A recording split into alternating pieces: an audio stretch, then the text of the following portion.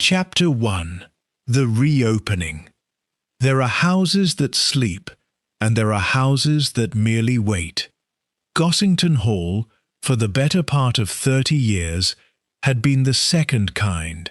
Its windows shuttered like closed eyes, its gardens surrendered to bramble and silence, its name spoken in the village with the particular hush reserved for old griefs no one quite remembered the shape of anymore.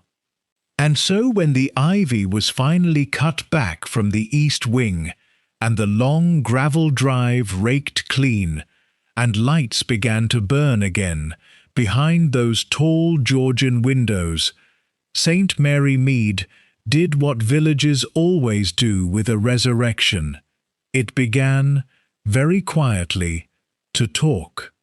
Miss Jane Marple, arriving at the appointed hour in Mrs. Ash's borrowed motor car, thought the house looked less restored than reawakened, as though it had been holding its breath and had only now, reluctantly, let it go. There was a scent in the air of fresh paint and cut hedges, but beneath it, faint as a memory one cannot quite place, something older. Damp stone, cold ash, the particular smell of a room that has been shut up too long with its secrets.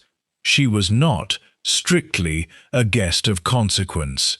She had come at the kind invitation of the vicar's wife, who had known Rosalind Ash from charity committees and considered her, without irony, quite the most generous soul in 3 counties. Miss Marple had accepted with her usual air of gentle, elderly harmlessness, the air that had, over so many years, allowed her to sit in drawing-rooms and watch faces do the things faces do when they believe themselves unobserved. And there were, this evening, a great many faces to watch. Gerald Ash, the current heir, moved through the receiving line with the brittle charm of a man rehearsing gratitude he did not feel, his eyes flicking, more than once, to the corner where the family solicitor stood in quiet conversation with no one in particular. Dr. Instow, greying and courteous, laughed a fraction too readily at jokes that were not especially funny.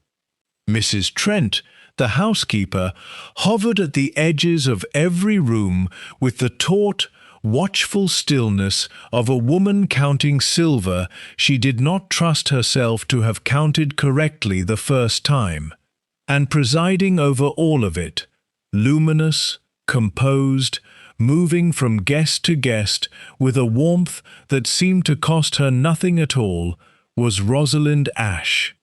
She was, Miss Marple thought, exactly the kind of woman a village falls in love with. Handsome rather than beautiful, gracious without condescension, the sort of hostess who remembered the names of one's grandchildren and the exact shade of one's favourite roses. She had poured a fortune, it was said, into the restoration of the hall, not out of vanity, but out of some deep, almost devotional sense of duty to a family she had married into only distantly, by blood so thinned it barely counted. A cousin several times removed, people said admiringly, taking on another family's burden as though it were her own. Miss Marple, watching her cross the drawing-room with a tray of sherry glasses, found herself wondering, not unkindly, but with the reflexive curiosity of 60 years' habit, why a woman with no true claim to a house should care so very much for its restoration. It was over dinner that the evening's small, unremarkable moment occurred, the kind of moment that means nothing, and later means everything. Edmund Carrow sat some distance down the long table, a thin, stooped, agreeable man of perhaps 50, hired to catalogue the decades of family papers mouldering in the library's upper shelves. He ate little and spoke less, until, prompted by the vicar's polite inquiry into his progress, he brightened with the shy pleasure of a man whose work is rarely noticed. "Oh, it's slow going," he said, dabbing his mouth with his napkin. "Box after box of old estate accounts, mostly. Though I did come across something rather interesting this afternoon, tucked in with some ledgers from the old nursery wing. I shan't say more until I've had a proper look. One doesn't like to speculate." He smiled, pleased with his own small mystery, and reached for his wine. It was such an ordinary remark. A dull little archivist's aside, the sort that vanishes into the general murmur of a dinner table within seconds. But Miss Marple, whose chair afforded her an unobstructed view down the table's length, happened to be looking at Rosalind Ashe at that exact moment, and she saw it. A falter, barely a flicker, gone almost before it had fully formed.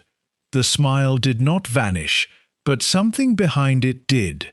Some current switched off and on again so quickly that had Miss Marple blinked, she would have missed it entirely. No one else appeared to have noticed. Rosalind laughed lightly at something Gerald said a moment later and refilled a glass, and the dinner continued its pleasant, candle-lit course. Miss Marple said nothing. She merely folded her hands in her lap, and, with the quiet attentiveness of a woman who had learned long ago that villagers keep their darkest secrets behind their brightest smiles, began, very carefully, to watch. Chapter 2. The Library at Night. Morning came to Gossington Hall the way it comes to houses that have just remembered how to hold guests. A little uncertainly, the light falling through freshly cleaned windows onto rooms not yet accustomed to being looked at. Miss Marple woke early, as was her habit, and stood for some minutes at her bedroom window, watching the mist lift off the lawns in slow, reluctant curls, thinking, not for the first time, that there was something almost theatrical about a house so recently returned to life, as though it were still deciding what kind of play it meant to perform. She did not yet know it would be a tragedy. The scream, when it came, was not loud. It was Mrs. Trent's voice, oddly strangled, carrying up the main staircase with the particular thinness of a sound a person does not wish to make and cannot quite prevent. By the time Miss Marple reached the gallery landing, in her dressing gown, moving with more haste than her 70-odd years generally permitted, a small knot of people had already gathered at the library door. Gerald Ashe in his shirt-sleeves, the vicar's wife with a hand pressed to her mouth, and Rosalind Ashe standing very still in the doorway, one hand braced against the frame, her face the colour of the pale morning light behind her. Edmund Carrow lay at the foot of the tall library ladder, his neck twisted at an angle the eye did not wish to accept, one arm flung out as though reaching still for something just beyond his grasp. A heavy leather-bound volume lay open beside him, its spine cracked, its pages fanned across the Turkish rug like a bird that had fallen mid-flight. The ladder itself stood some feet away, upright, undisturbed, a detail Miss Marple's eye caught and held, though she could not, in that first stunned moment, have said why it troubled her. Dr. Instow arrived within the quarter hour, kneeling beside the body, with the brisk, unhurried competence of a man who has seen death often enough to have made his peace with its indignities. He did not take long. "A fall," he pronounced, rising and brushing the knees of his trousers. Reached for something on the high shelf. The ladder wasn't set quite true. lost his balance, broke his neck on the way down, I should think. Quite instantaneous, at least. Poor fellow. He said it with the particular gentleness reserved for the recently dead, and no one in the room thought to question him. Why should they? Edmund Carow had been, by every account, a mild and careful man, and mild, careful men were forever climbing ladders in libraries, and forever, occasionally, falling from them. Miss Marple thought so too, or told herself she did, standing at the edge of the room with her hands folded and her expression arranged into the vague, slightly bewildered sympathy expected of an elderly house-guest confronted with sudden death.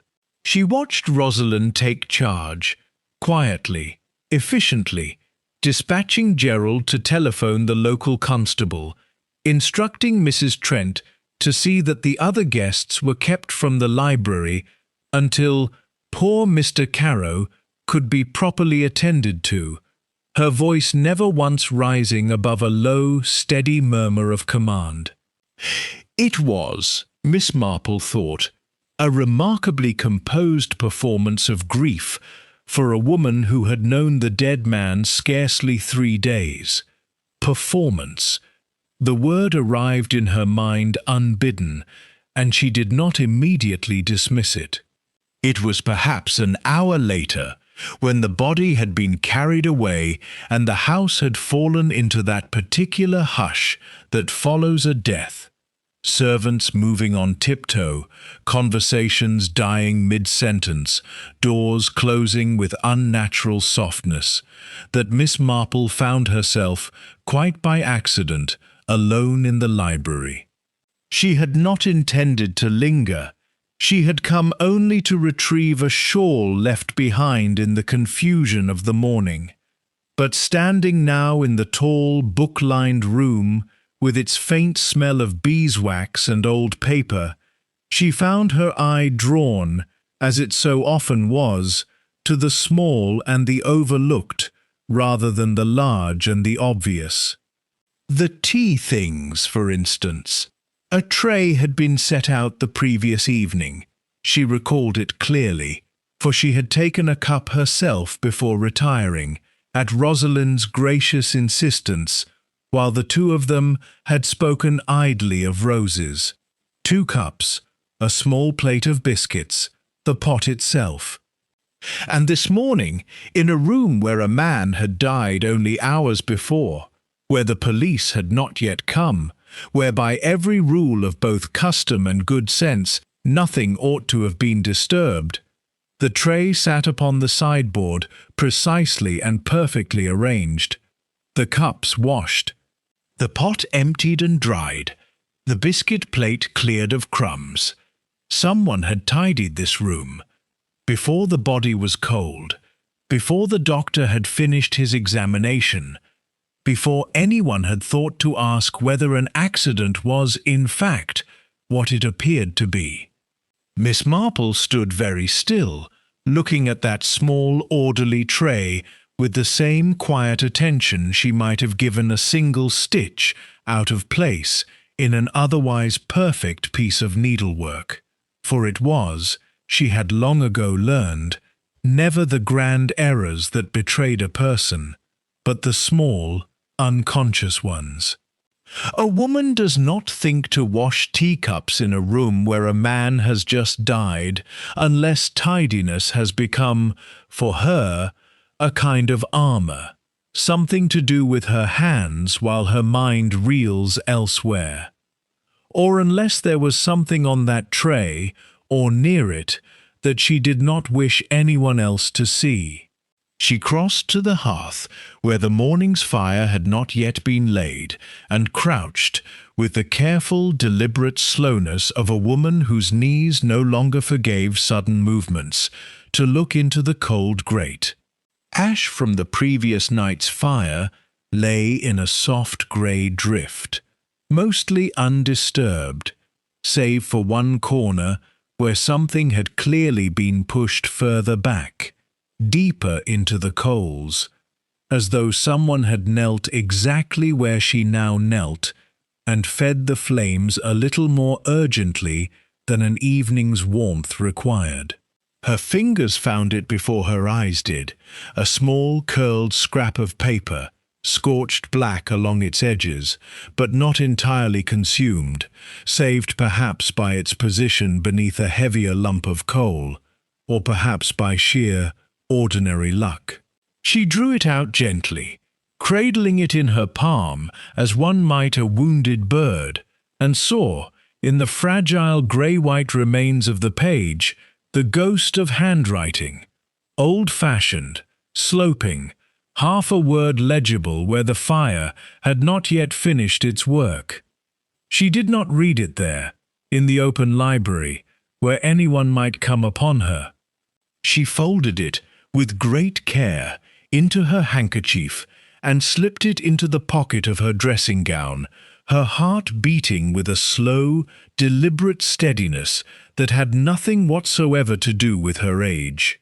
Somewhere in this house, she thought, someone had been burning the truth, and someone else, mild, careful, curious Edmund Carow, had found it first. Chapter 3. A Village of Old Names.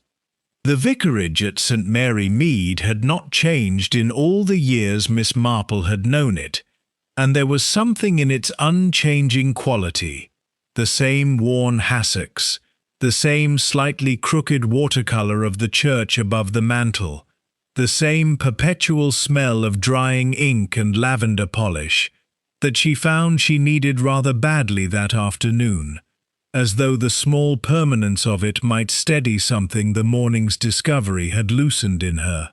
She had not mentioned the scorched fragment to anyone.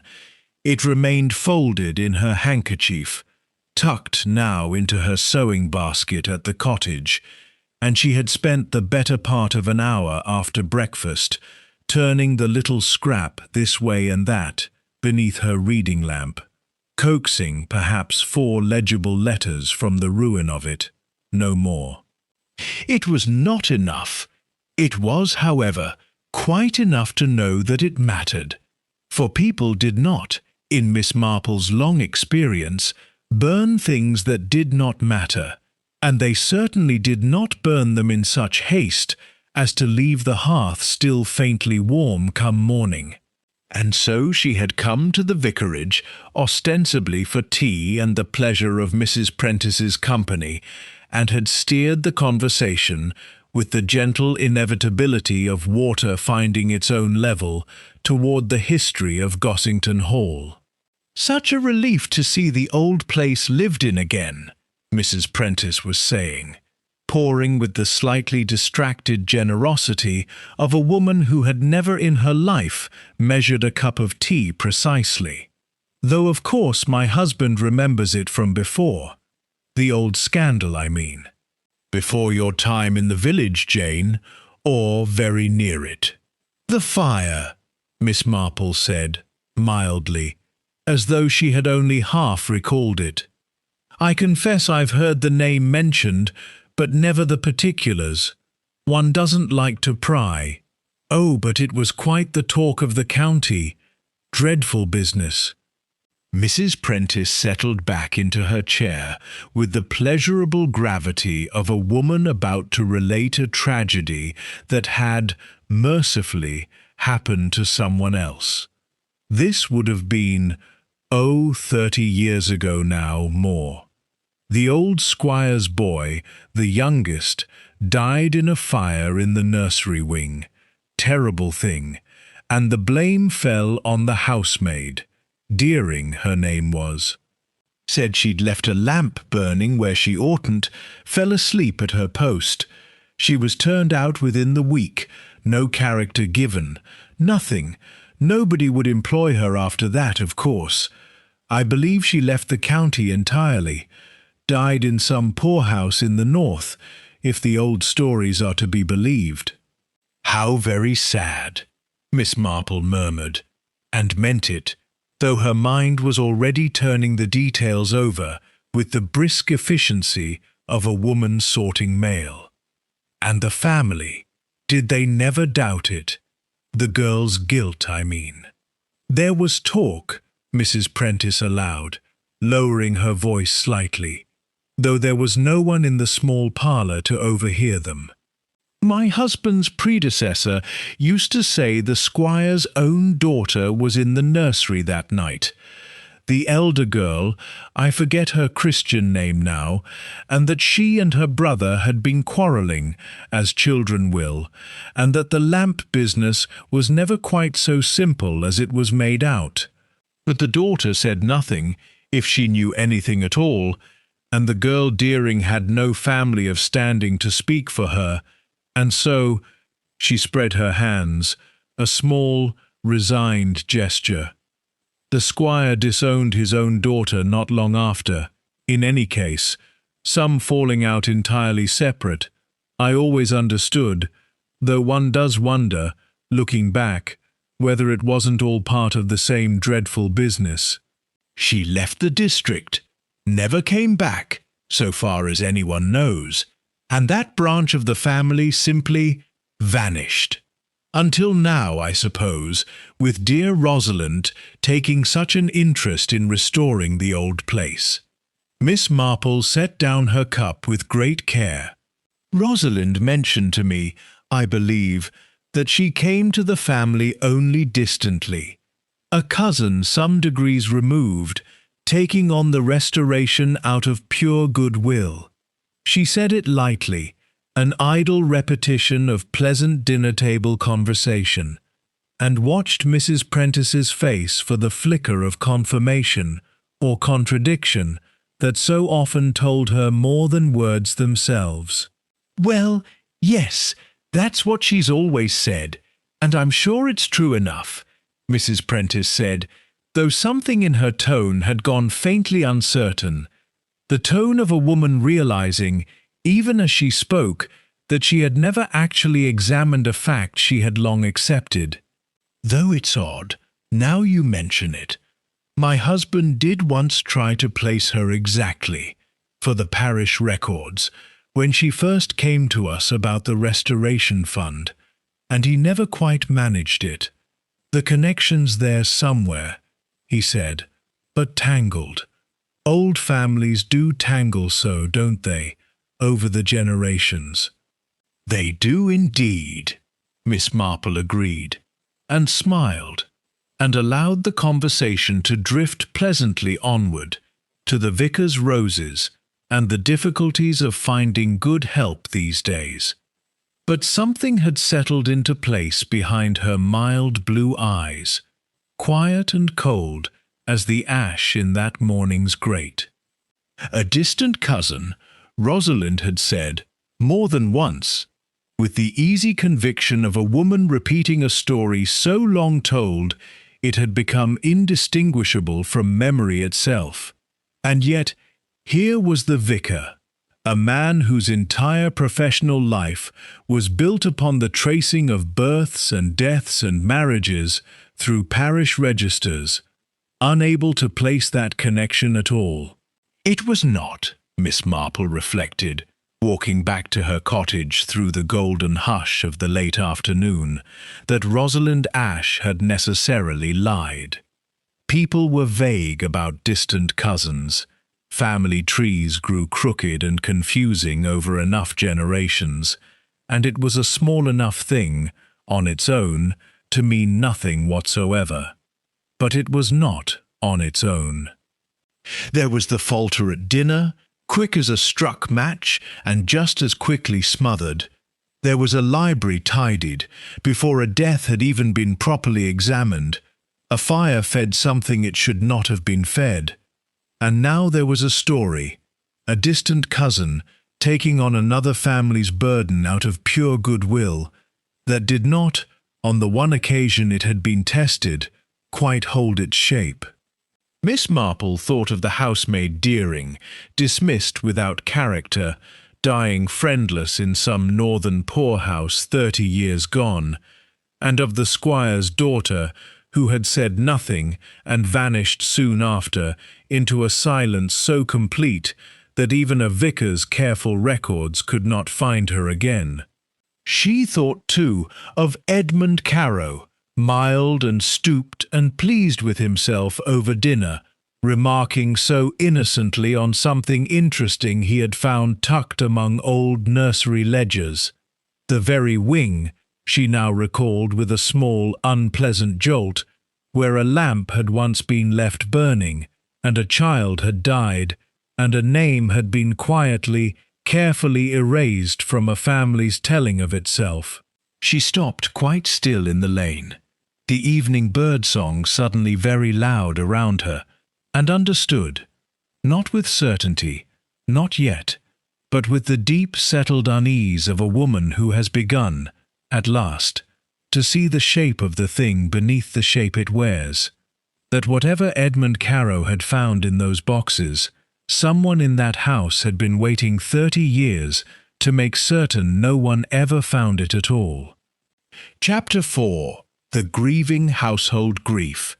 Miss Marple had long observed, arranges itself very differently in a household depending upon who is doing the arranging.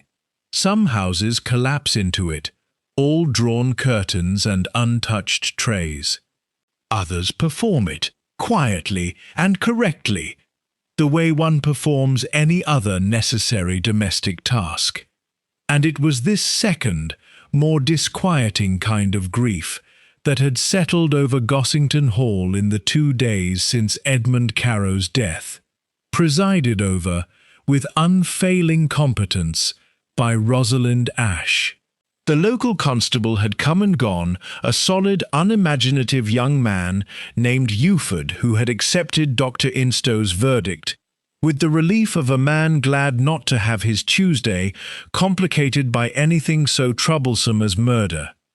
The funeral had been arranged for the following week. A telegram had gone to some distant cousin of Edmund's in Shropshire, the only family, it seemed, that anyone could trace. And through it all, Rosalind moved with a dreadful, gracious efficiency, ordering black-edged notepaper, consulting with the undertaker, seeing that the other guests, still lingering out of a mixture of curiosity and awkward obligation, were kept comfortable and diverted. Miss Marple, who had elected to extend her own stay under the thin pretext of comforting the vicar's wife, spent those 2 days doing what she did best, sitting, quite unremarkably, in corners and listening. Gerald Ashe, she learned within an afternoon, was in debt. Not ruinously, perhaps, but enough that the word mortgaged had passed his lips twice at luncheon, with the particular carelessness of a man trying very hard to sound as though the word cost him nothing. He had quarrelled with Edmund Carrow only the day before the archivist's death, a fact confirmed, reluctantly, by Mrs. Trent, who had overheard raised voices in the estate office and Gerald's own voice saying something to the effect of meddling in matters that are none of your concern. When Miss Marple, over sherry, inquired with the mild curiosity of an old woman making conversation what precisely Mr. Carrow might have been meddling in, Gerald's jaw tightened, and he said, rather too quickly, that it had been some tedious business about the old accounts, nothing of interest, before excusing himself with unnecessary haste. It was, Miss Marple thought, watching him go, the manner of a man protecting a secret, but not, she suspected, a murderer's secret. There was a particular quality to guilty men who had killed, a stillness beneath the surface agitation, and Gerald Ashe had none of it. He fidgeted. He drank a little too much. He was, she rather thought, a man frightened of his creditors and his own foolishness, and nothing more sinister than that, though she was careful, as always, not to discard a suspect merely because he seemed too obvious to be interesting. Dr. Instow proved a more delicate study. He had examined the body with professional briskness, and had since avoided the topic with an equally professional smoothness, deflecting any mention of it with a doctor's practice sympathy. Such a tragic business. Best not to dwell. That nonetheless, Miss Marple noted, never quite met her eyes when he said it. She had seen him, on the second evening, in low and urgent conversation with a woman from the village she did not recognize, at the far end of the garden where the box hedges grew thickest, and had seen him startle and step back from her, quite guiltily, when a servant passed nearby with a lamp. It was not, Miss Marple thought, the guilt of a murderer. It had a different colour altogether. The particular shame of a respectable man conducting an indiscretion he could ill afford to have discovered. She filed it away, not without a small private sympathy, and moved her attention elsewhere. Mrs. Trent's inconsistencies troubled her rather more, if only because they were so carefully constructed. The housekeeper had told the constable she had retired to her room by 10:30 on the night of Edmund's death, and not stirred until morning. And yet Miss Marple, who slept poorly and had been at her own window past midnight watching the moon silver the lawns, had seen a light moving along the garden path far later than that, and a figure she could not quite place hurrying toward the old gatehouse. When she mentioned, delicately, over the mending basket the following afternoon, how restless she herself had been that night, and how odd it was to see anyone about so late, Mrs. Trent's needle had gone very still in her hand for a full 3 seconds before resuming its work with elaborate casualness. She said nothing. Miss Marple did not press her. But she noted, with quiet interest, that a woman who had truly slept through the whole of that night would have had no need to still her needle at all. And through all of it, Rosalind remained, composed, gracious, tireless, the very picture of a woman shouldering a household's grief, so that no one else need carry the weight of it. She wept, once, prettily, at the mention of poor Mr. Carrow's kindness. She wrote to his Shropshire cousin with evident and careful sympathy. She directed the ordering of lilies for the church with the same unhurried attention she gave to everything else. It was, Miss Marple thought, watching her across the drawing-room on the second evening, a performance of such flawless competence that it had ceased, somewhere along the way, to look like grief at all, and had begun to look instead like control, the particular, exhausting vigilance of a woman who dared not, for one unguarded moment, let anything in that house happen without her hand upon it.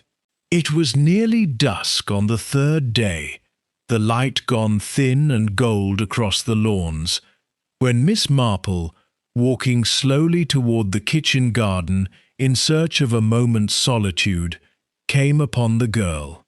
She could not have been more than 19, thin, plainly dressed, her boots dusty from the village road, standing at the servants' entrance with the particular hunched urgency of someone unaccustomed to being received at grand front doors. She was speaking, low and quick, to the scullery maid who had answered her knock. Miss Marple caught only a fragment of it, carried on the still evening air. "Please, I only need to see Miss Ashe. It's urgent. She'll know why," before the girl glanced up and saw Miss Marple watching her from the garden path, and went white.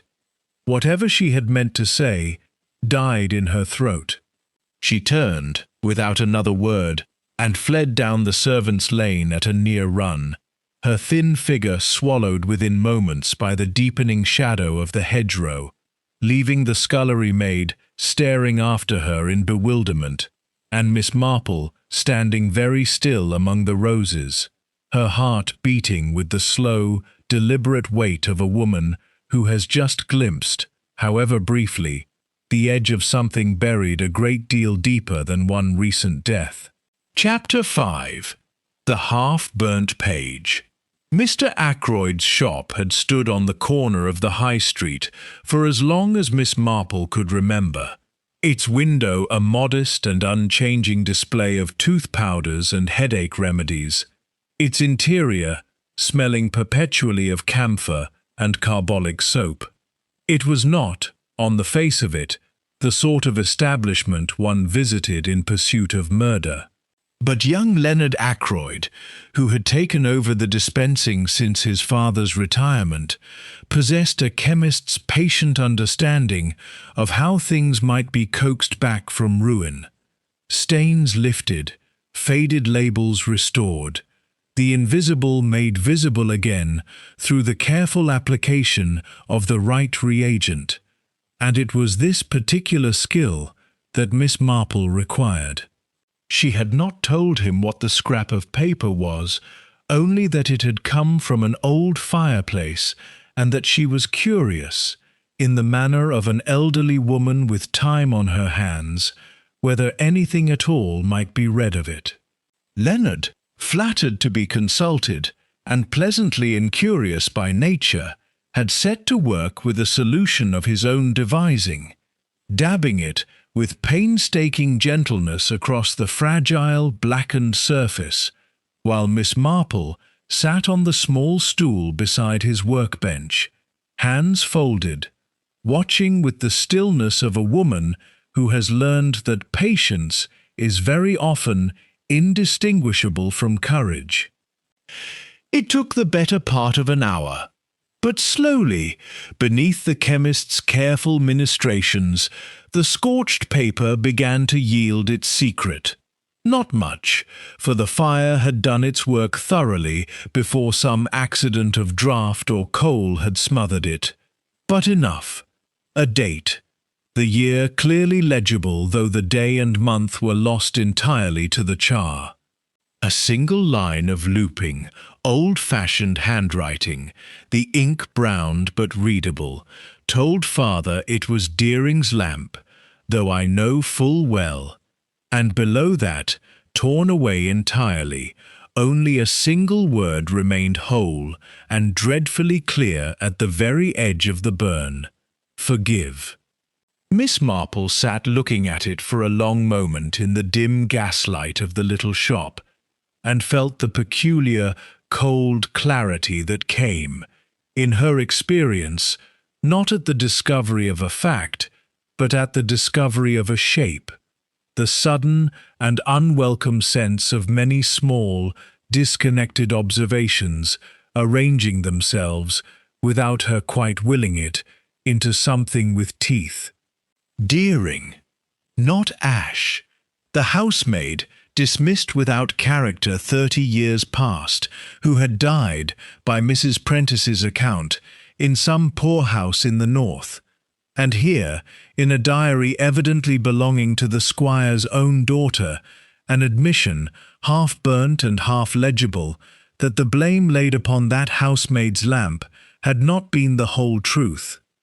She thanked Leonard Ackroyd with warm and genuine sincerity, declined his offer to walk her home, and made her way instead not to the vicarage cottage, but to the small, dim room behind the parish church, where old Mr. Prentice kept his registers. For there was, she now understood, a particular question that wanted answering, and only the parish records, painstaking and impartial as they were, could answer it. It was tedious work, and her eyes were not what they had once been, and the vicar, called away on a sick visit, had left her only the dry company of the church organist practicing scales somewhere above in the loft as she turned page after page of faded copperplate. Births, marriages, deaths, the whole slow arithmetic of a village's private history laid out in careful columns. She found the fire itself recorded obliquely in the burial register, a small boy's name, and a date 31 years past. She found, some pages further on, the dismissal of one Alice Deering from her post at Gossington Hall, noted only because the vicar of that era had, in the margin, added a small and evidently troubled comment of his own. Dismissed without character. I confess I am not easy in my conscience regarding this matter. And then, further still, in the marriage register for a parish 2 counties distant, for she had thought, on a hunch she could not quite have explained even to herself, to write ahead and request the loan of it. She found what she had, without fully admitting it to herself, been searching for all along.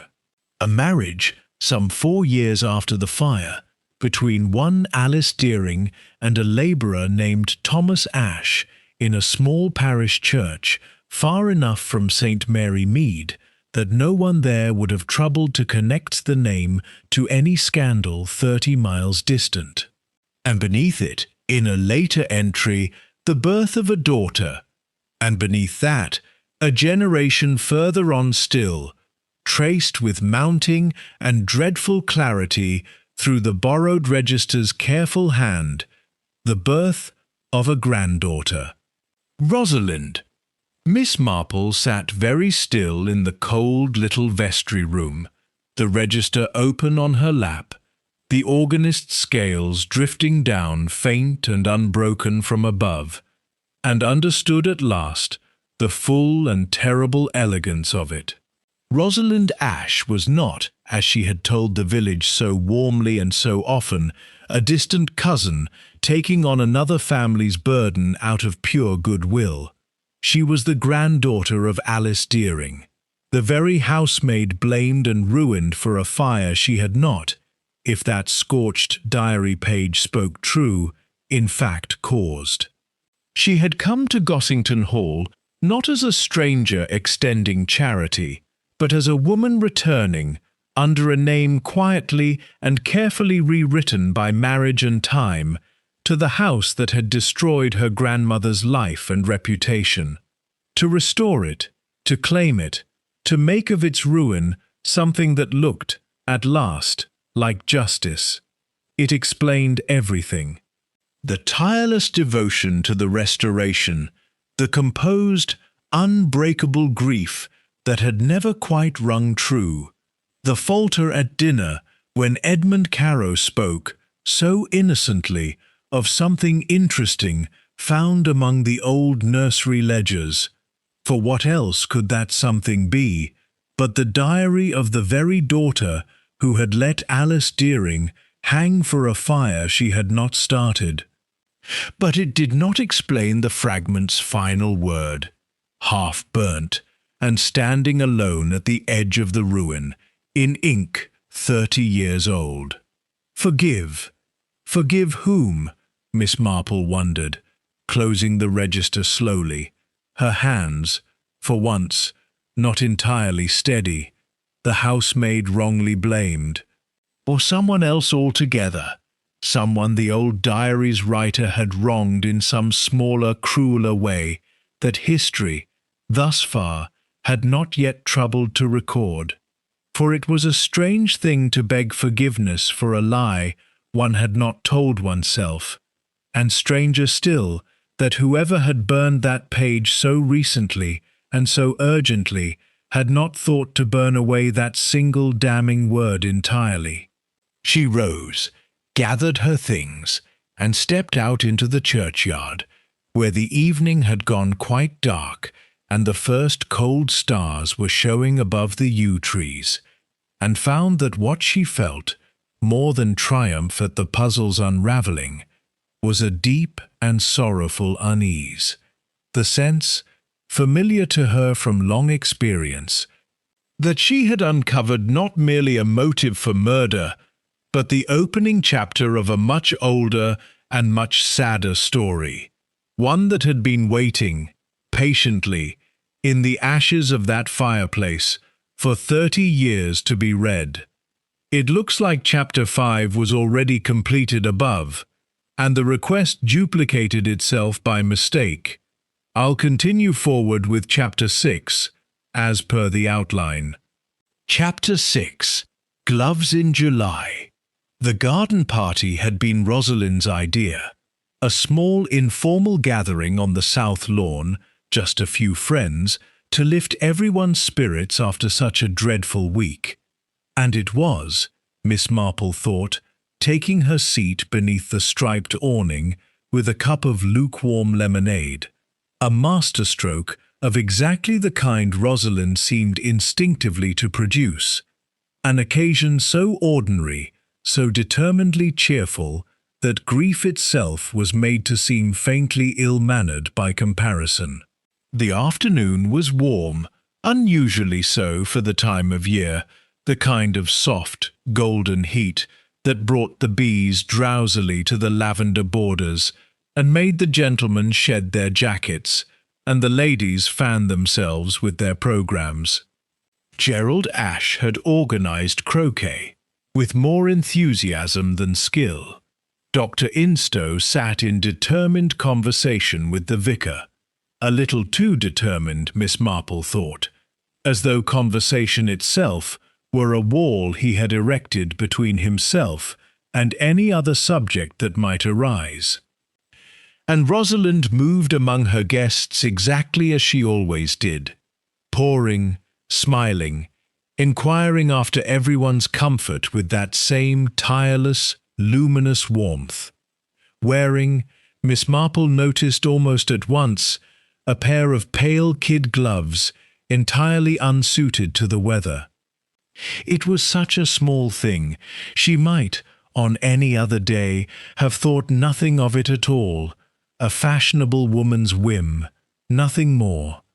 But Miss Marple had spent a great many years noticing small things, and small things in her experience were very rarely without cause. "How sensible of you, my dear, to think of gloves," she remarked pleasantly, when Rosalind paused beside her chair to refill her lemonade. "Though I confess I'm quite envious of your fortitude. I find I can't bear anything on my hands in this heat." Rosalind laughed, a light, easy sound. "Oh, it's the archive boxes, I'm afraid. Dreadful dusty things, and my hands have been in a terrible state from them. I've taken to wearing gloves rather more than I'd like, just to give the skin a chance to recover." She said it smoothly, without hesitation, the kind of answer a woman gives when she has given it several times already that week. "How trying," Miss Marple murmured, and let the subject drop, and thought no more of it, or appeared to think no more of it, for the better part of an hour, while croquet mallets clacked pleasantly against wooden balls, and the vicar's wife discoursed at some length upon the difficulty of finding a reliable gardener. It was later, when the light had begun to slant low and gold across the lawn, and the party had drifted into smaller, looser groups, that the opportunity presented itself. Rosalind, laughing at something Gerald had said, reached up to adjust a stray lock of hair blown loose by the evening breeze, and in doing so drew off her right glove for a moment, quite without thinking, to smooth it back into place. Miss Marple, seated a little apart with her needlework in her lap, did not look up sharply, nor did her expression change in any way.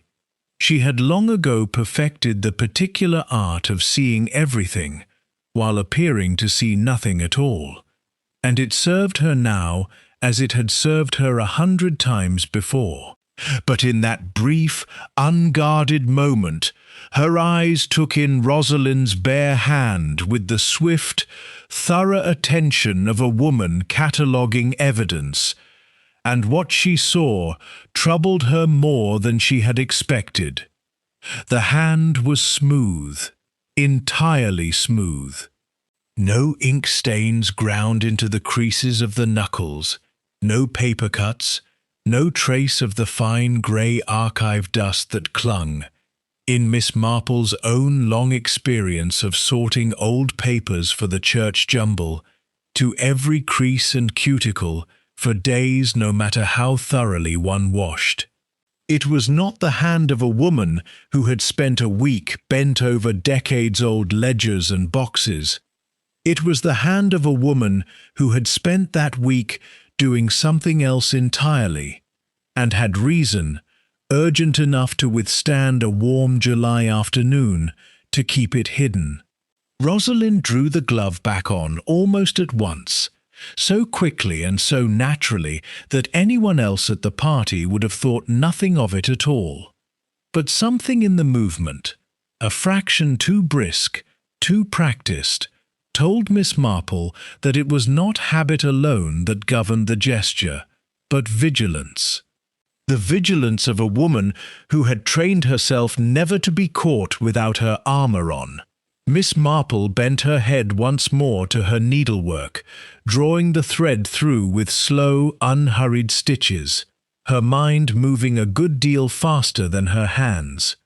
A fresh wound, perhaps, healing beneath that smooth kid leather, the kind a woman might take feeding a fire too urgently, or gripping a ladder's rungs with more force than the simple act of climbing required. Or perhaps nothing so dramatic.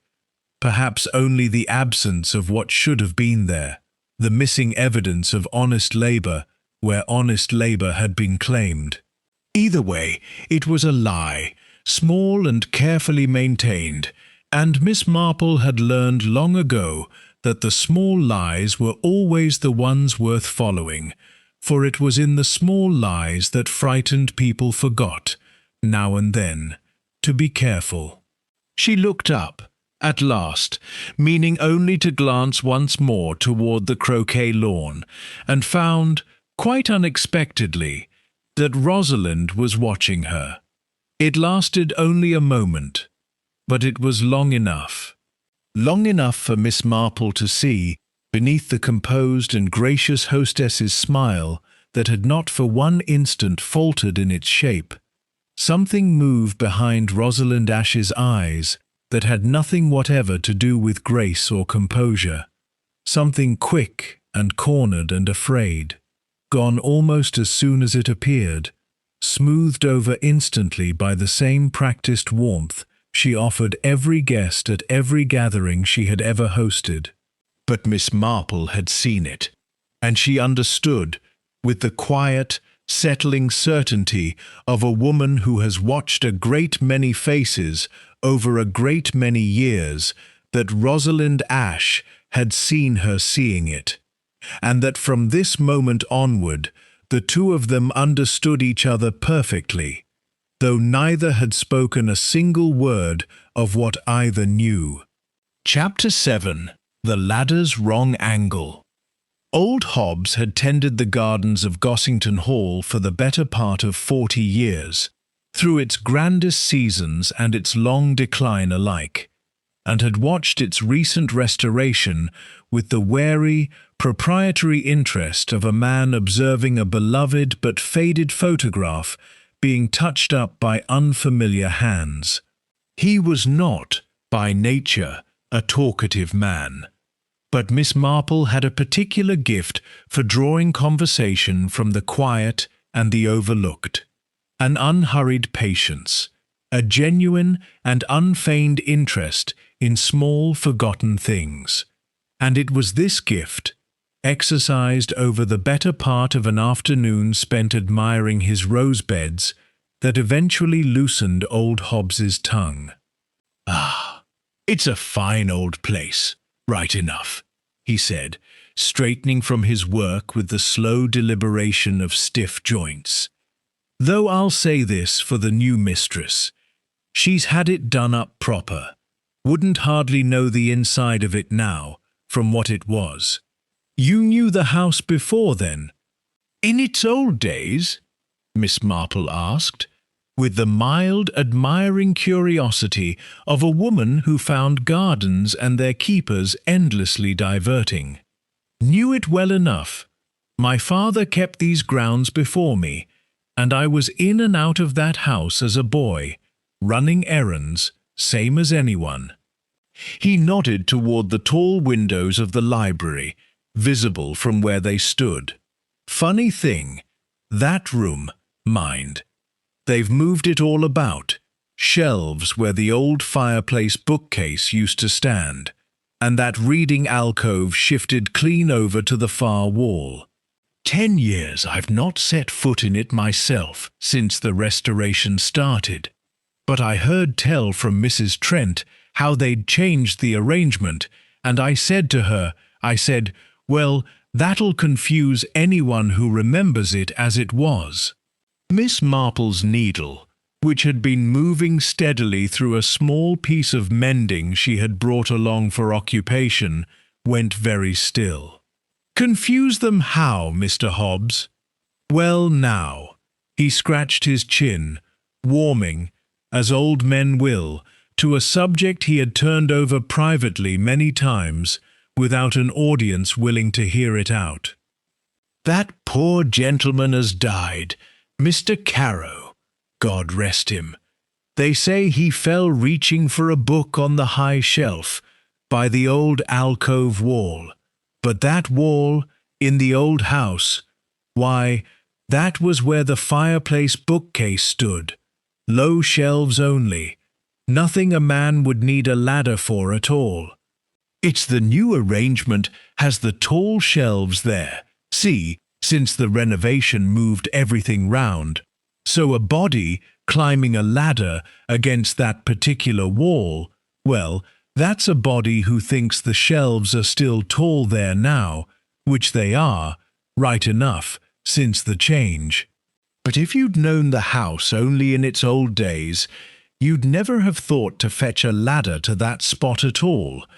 You'd have known, without thinking on it, that there was nothing up high there worth climbing for.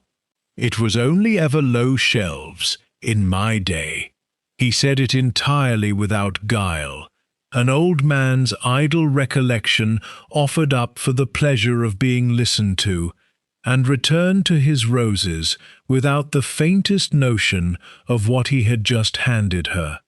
Miss Marple sat very still beneath the shade of the old cedar, her mending forgotten in her lap, turning the small dry fact over and over until its true shape emerged from beneath the mild afternoon and old Hobbs's unhurried gardener's talk.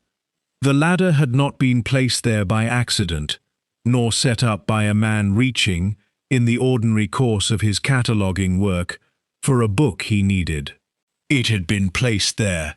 She understood this now with a clarity that settled cold and certain beneath her ribs, by someone who wished it to look as though Edmund Carow had climbed for something on a high shelf that had not existed at all until the recent renovation.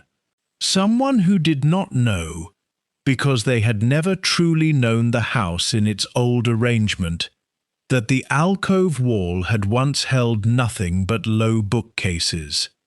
Someone who had grown up entirely outside these rooms, who had learned the library only as it now stood, freshly restored, its shelves rebuilt to the current mistress's exacting new design. And in that single small error, the misjudgment of a wall's old proportions, invisible to anyone but a man who had spent his boyhood running errands through those very corridors, lay the answer to a question Miss Marple had been circling for days without quite permitting herself to ask it outright. Who, among the small number of people who might have wished Edmund Carow silent, had never truly known Gossington Hall as it once was? Gerald Ashe had grown up in that house. He would have known every crooked shelf and low bookcase of it from childhood, would never have made such an error, even in the darkest panic of the act. Mrs. Trent had kept house there, in one capacity or another, for the better part of 2 decades before the restoration began. She too would have known the old library's true shape without needing to think of it at all. Which left, moving through Miss Marple's mind with the slow, dreadful inevitability of a door swinging open on a room one had hoped to find empty, only one person in the whole of that gathered household who had come to Gossington Hall entirely new, who had spoken often and warmly, at dinner tables and garden parties alike, of her deep and abiding love for the old place, and who had said, more than once, with every appearance of wistful sincerity, that she had never in her life set foot inside its walls before the Restoration began.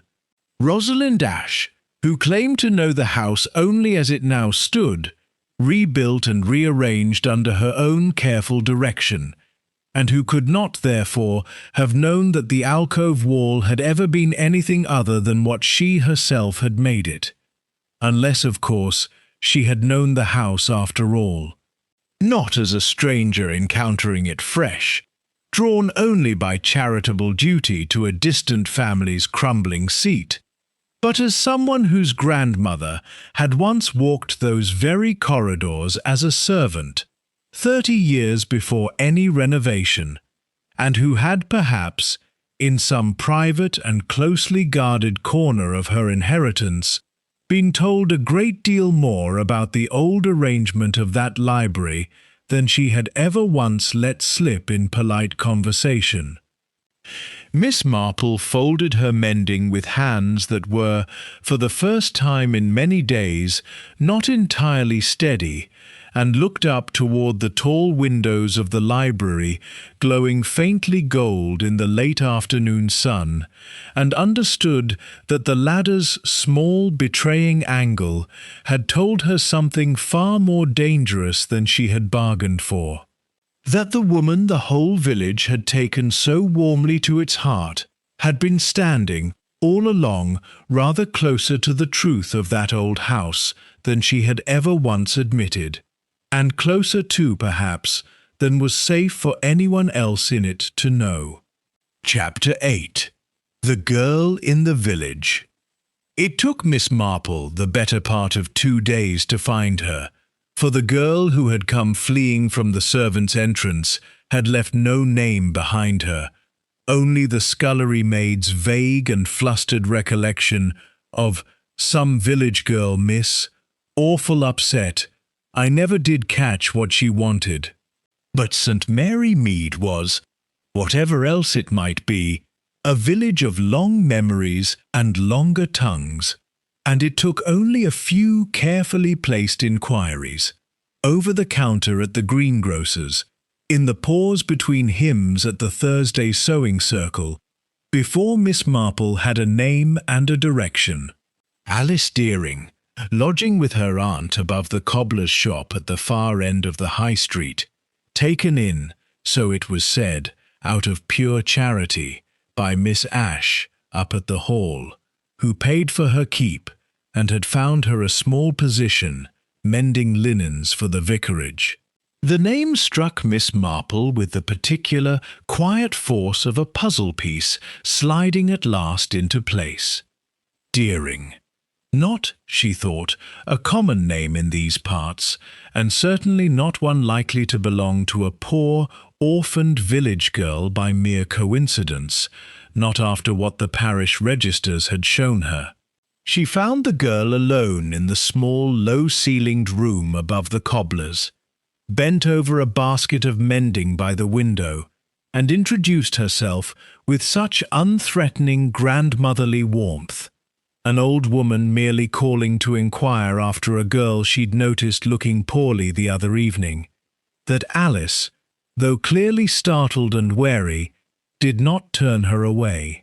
She was, on closer acquaintance, a thin, plain-faced girl with quick, anxious eyes and the raw-knuckled hands of someone who had done a great deal of hard work for very little reward, and it did not take long, over the cup of weak tea the girl nervously provided, for Miss Marple's gentle, patient questions to draw the whole small, sad history out of her. Her grandmother, she said, had been in service once, long before Alice herself was born, a housemaid, dismissed from a great house under some terrible cloud, though no one in the family had ever spoken plainly of what exactly had happened. Died poor, my gran did, up north, in a place my mother never liked to talk about.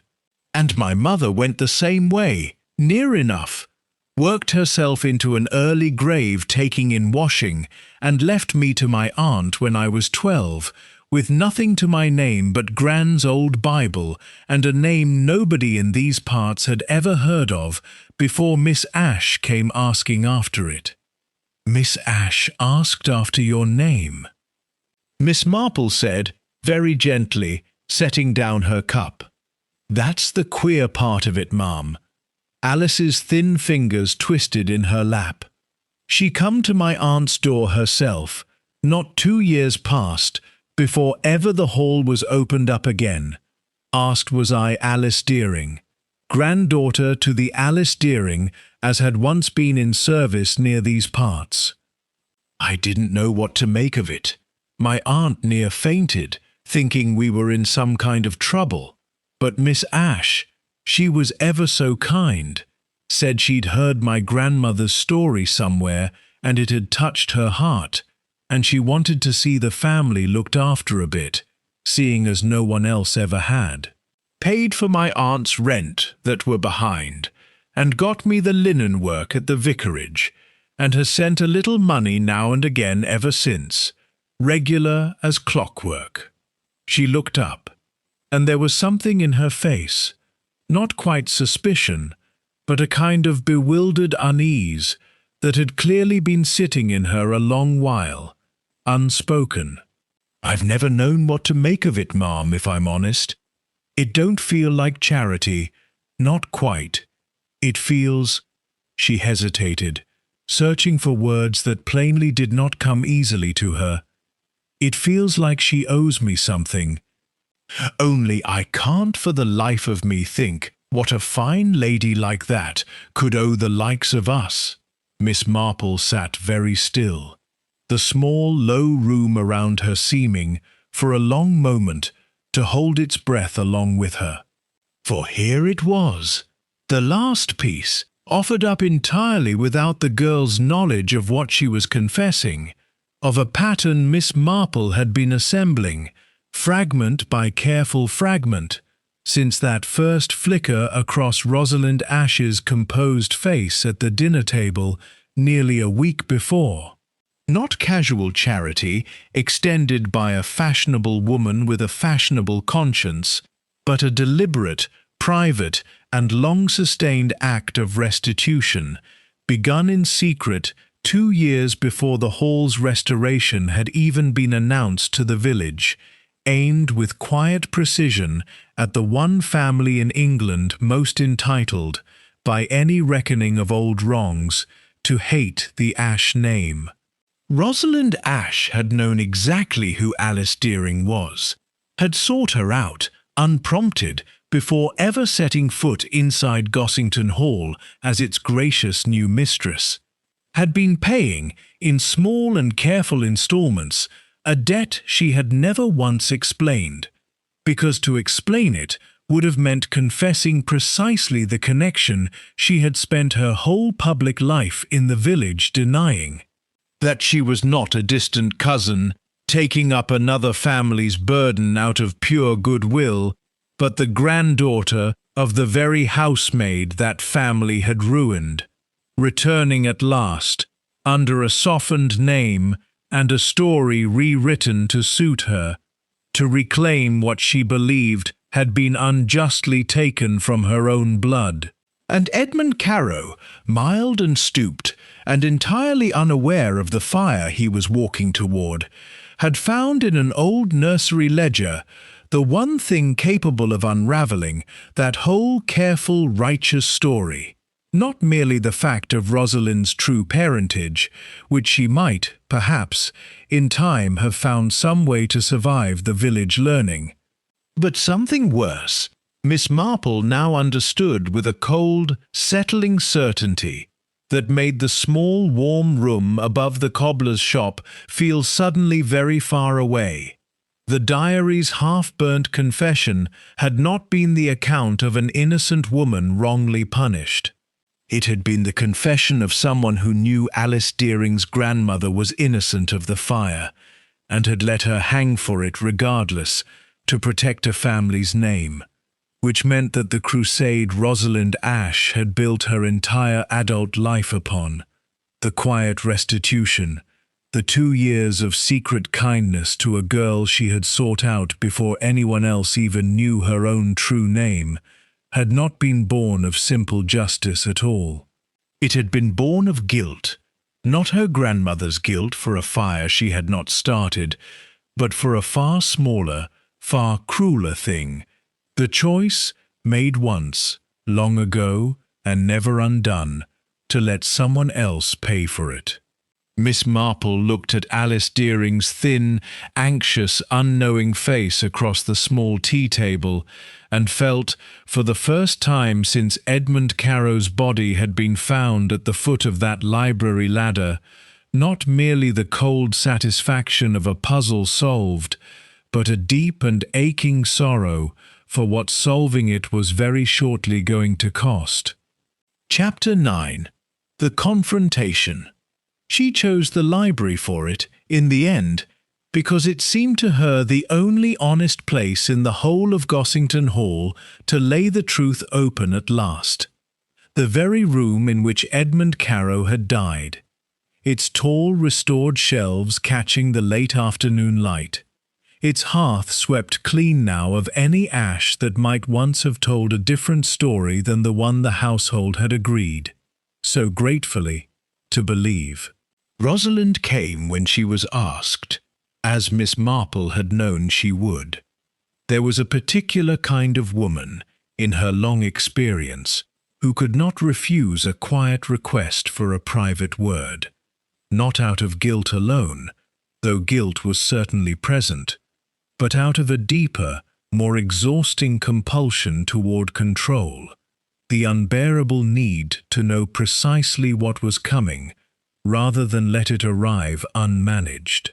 She entered with her usual grace, closing the door softly behind her, and stood for a moment in the doorway with the low sun gilding her fair hair, looking, Miss Marple thought with a pang of genuine and unwelcome sympathy, very young and very tired. "You wish to speak with me, Miss Marple?" Her voice was perfectly composed.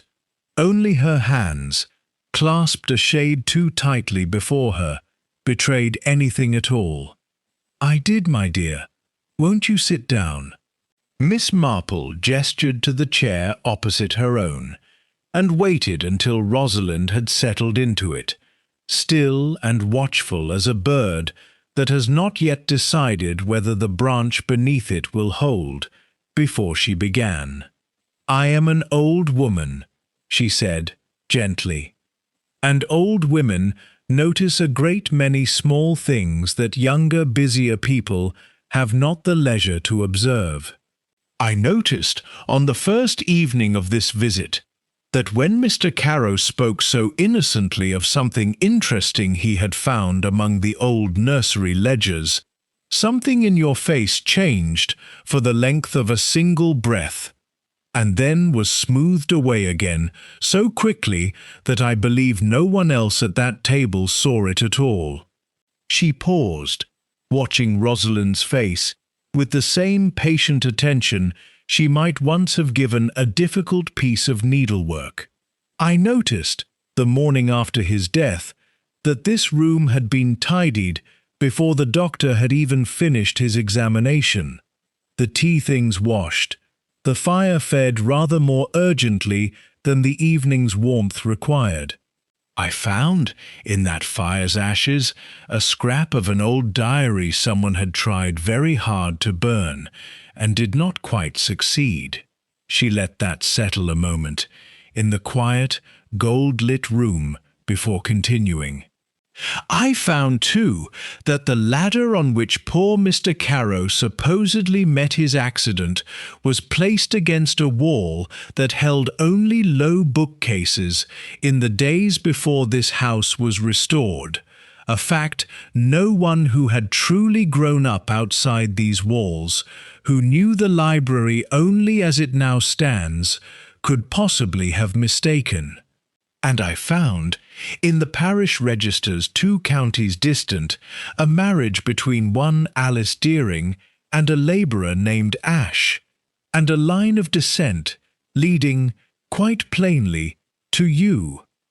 Miss Marple's voice remained soft throughout, without accusation, the voice of a woman relating facts she wished, very sincerely, were not true. You did not come to this house as a distant cousin extending charity, my dear. You came home, and you had been coming home quietly for 2 years before ever the restoration began. For I have also spoken to young Alice Deering, in the village, who has been receiving your quiet kindness since long before anyone here knew your true name at all. The silence that followed stretched long enough that a blackbird's evening song, drifting in through the open window, seemed almost unbearably loud. Rosalind did not deny it. She did not, Miss Marple thought, watching her closely, even seem to consider denying it. Something in her had simply, finally, stopped holding its shape, the way a held breath at last gives way to the body's need for air.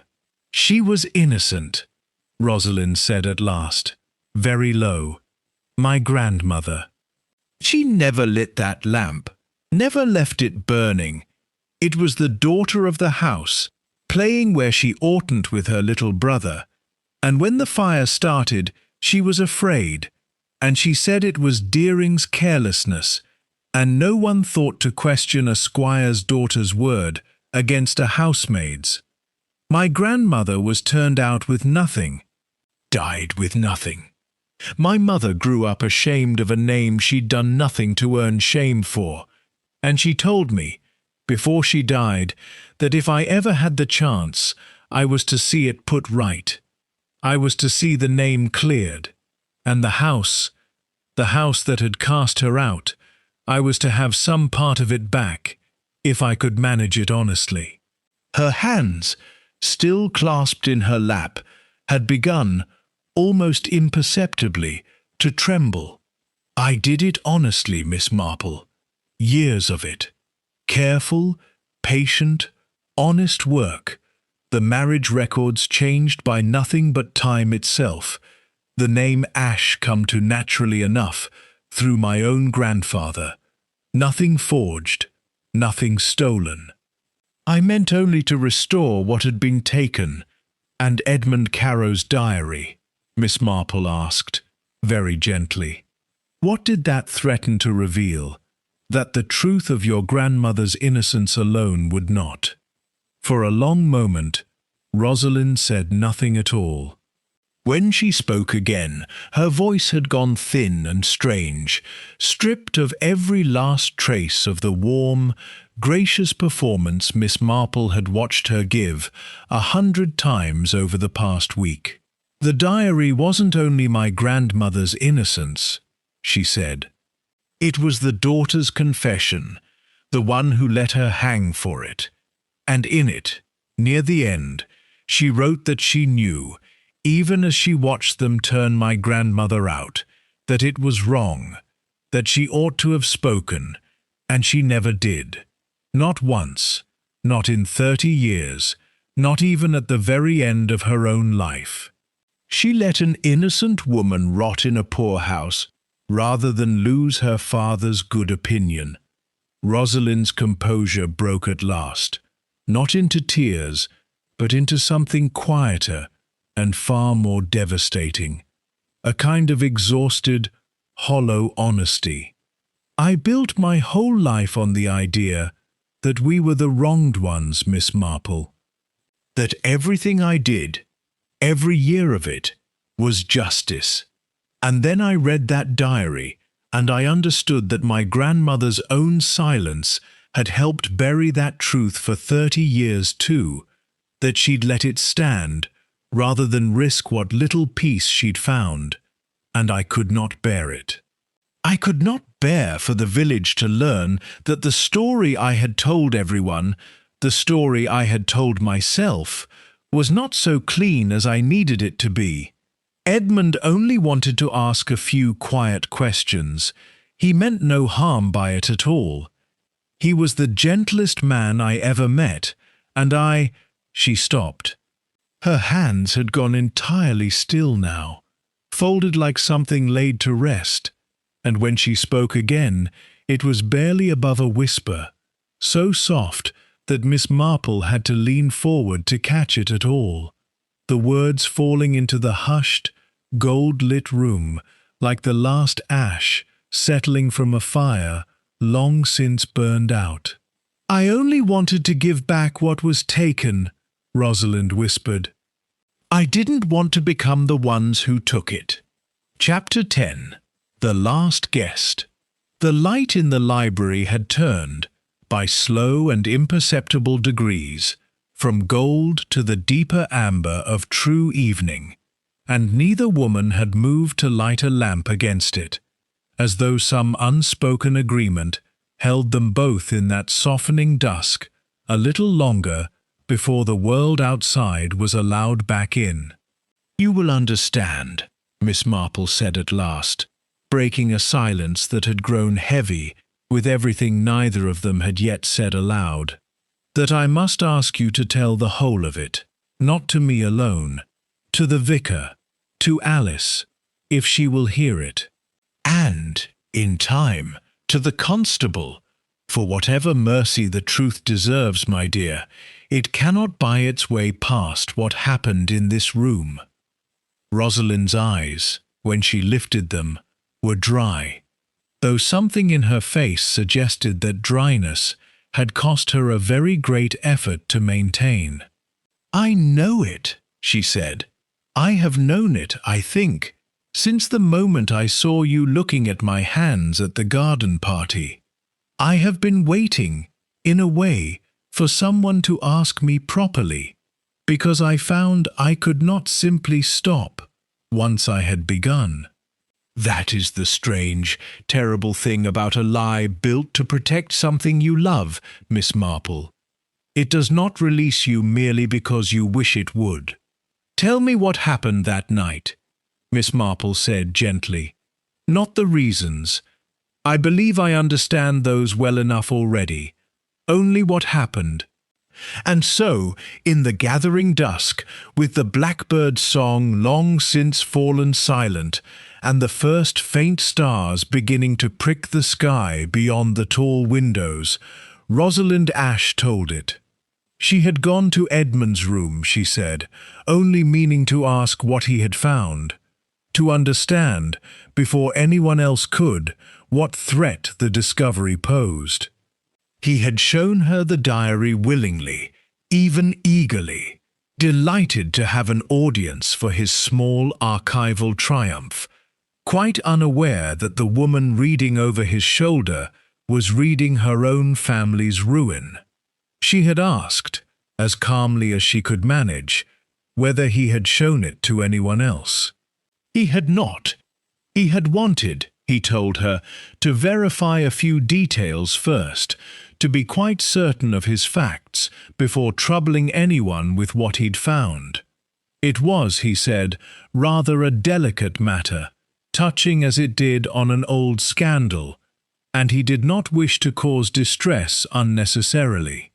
"I believed, in that moment," Rosalind said, her voice very low, "that I had a little time, a day, perhaps two, to decide what to do, whether to confess it myself, in my own words, before he could confess it for me in his. I told myself that was what I meant to do.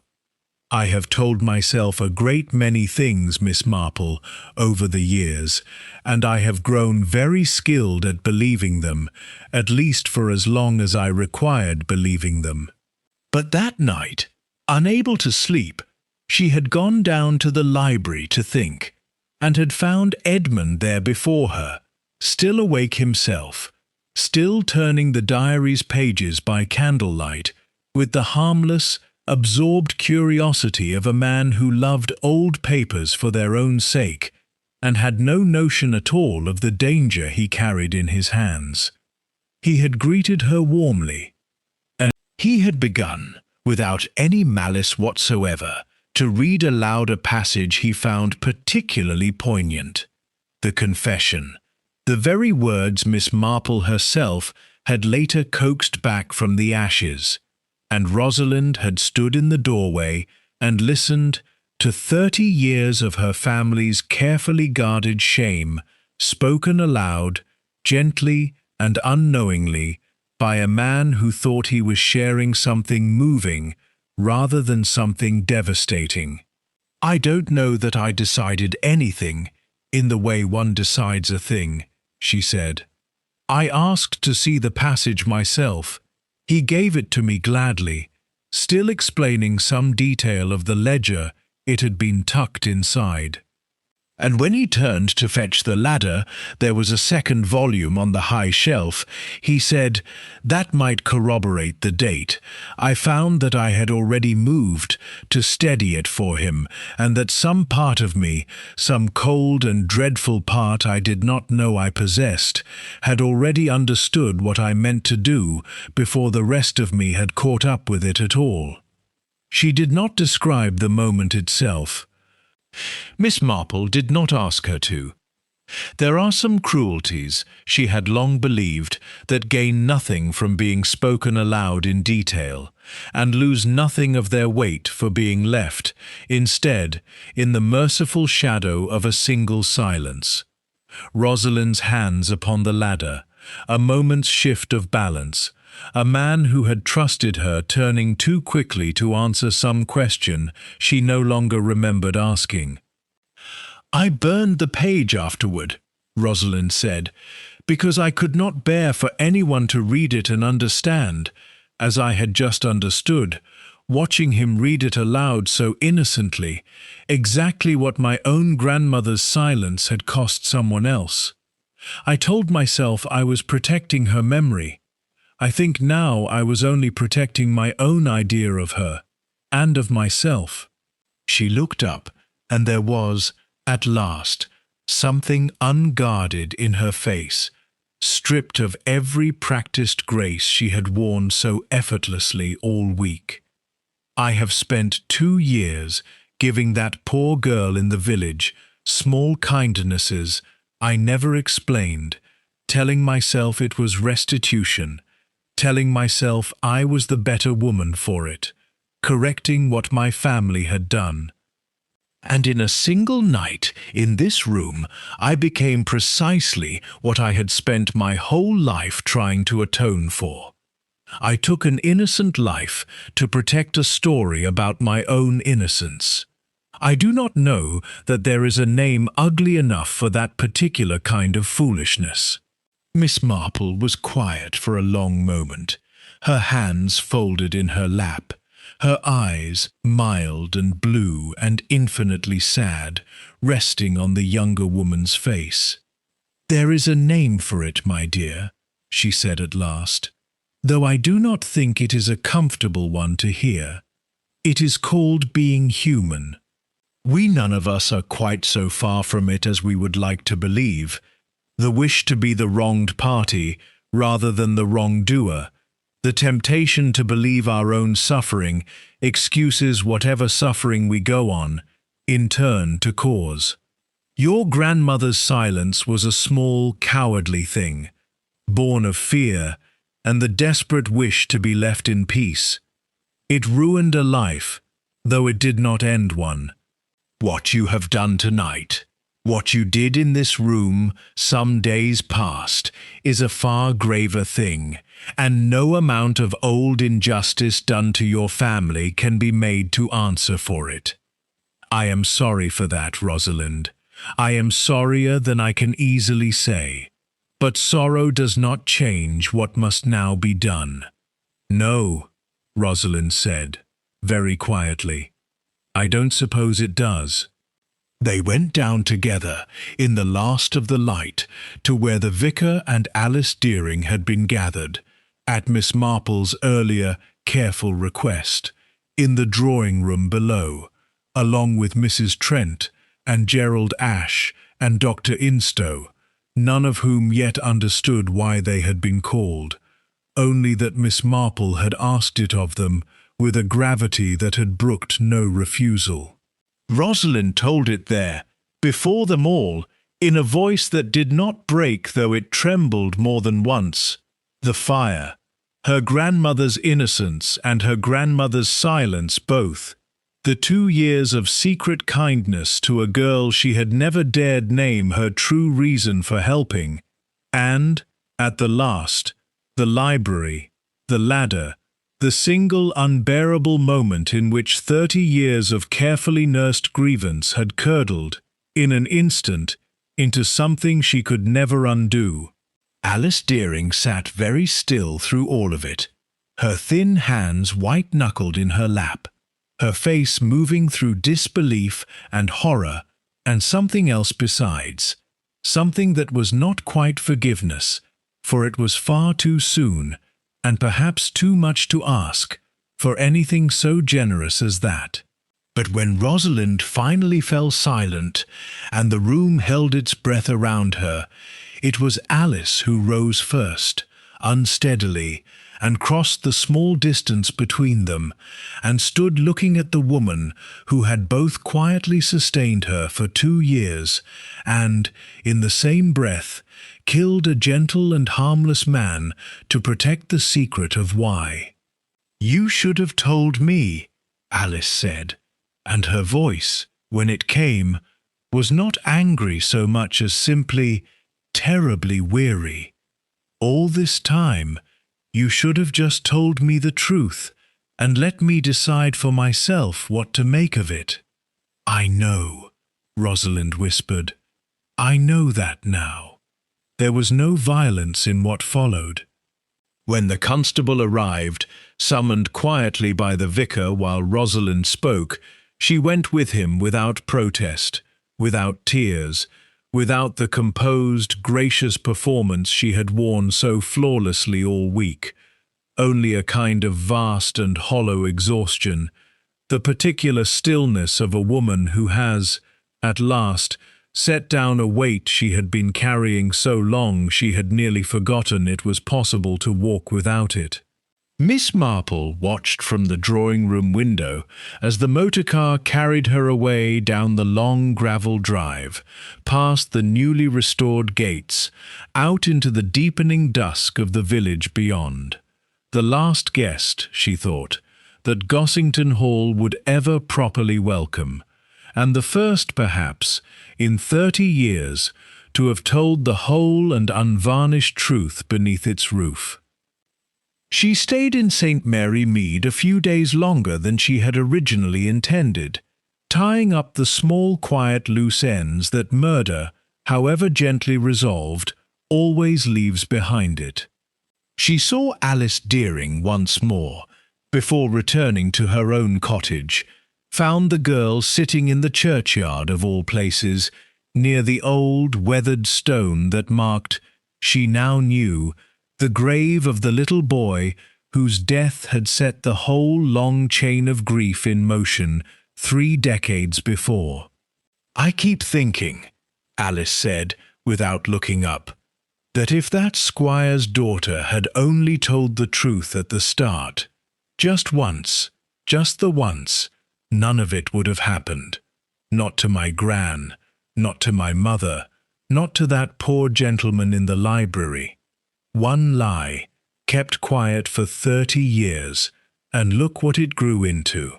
"Yes," Miss Marple said, settling herself beside the girl on the low stone wall with the careful slowness of her years. "That is very often the way of it, my dear. A lie is such a small thing to tell, at the moment of telling it, smaller always than the truth it replaces. It is only afterward, when it has had time to take root and grow in the dark, unseen and unquestioned, that one discovers how very much larger a lie becomes than the truth ever was, and how very much more it costs, in the end, to uproot. She was quiet a moment, watching the last of the evening light fade gold and then grey across the old headstones, thinking of Rosalind Ashe, not with anger, for anger had never come easily to her in the face of grief so plainly, tragically human, but with the deep, aching sorrow of a woman who had seen this particular shape of ruin before, in one form or another, more times than she cared to count. "She was not wicked, you know," Miss Marple said at last, half to Alice and half perhaps to herself. "That is the saddest part of it, I think. Sadder even than poor Mr. Carrow's death. She was a woman who had been wronged, quite genuinely, by a silence kept a generation before her. And rather than break that silence, she built her whole life atop it. A beautiful house, restored stone by stone, standing upon a foundation she never once thought to examine too closely. It is a very human thing to mistake vengeance for justice, so long as one dresses it in fine enough language. And it is a very human thing, too, to discover, when the mask finally slips, that one has become, however unwillingly, however despite one's own best intentions, precisely the thing one set out, so long ago, to redeem. The two of them sat together a while longer in the quiet churchyard, the old stones settling into shadow around them, until the church bell somewhere above began, softly, to mark the hour. "What happens now?" Alice asked at last. "To the house, I mean. To all of it." "I expect it will be sold," Miss Marple said, "or passed to some more distant, less complicated branch of the family, and the village will talk of it for a season or two, and then, as villages do, it will move on to some newer wonder, and Gossington Hall will settle back, in time, into being merely a house again, handsome and old, and holding, as every old house does, a great deal more history within its walls than any of us are ever quite permitted to see." She rose, at last, gathering her shawl about her shoulders against the evening's growing chill, and looked once more toward the distant gables of the hall, just visible above the darkening trees. "The truth has a way of outlasting us all, my dear," she said quietly. "However carefully, however lovingly, we try to bury it. It waits, very patiently, in old letters and old fires, and the small, unguarded gestures of people who believe themselves unobserved. And sooner or later, it always finds its way back into the light. The only real question, I think, is whether we have the courage to meet it honestly when it does, or whether, like poor Rosalind, we spend our whole lives building something beautiful upon the very thing we dare not look at directly." And with that, she turned and walked slowly back through the gathering dusk toward the lights of the village, leaving Alice Dearing alone a while longer among the quiet stones. Two women, in their different ways, having learned the same hard lesson, that inheritance, in the end, is never only of land or fortune or name, but of every secret a family chooses, generation after generation, to keep, and that someone, always, is left at last to pay the reckoning the rest had thought long forgotten.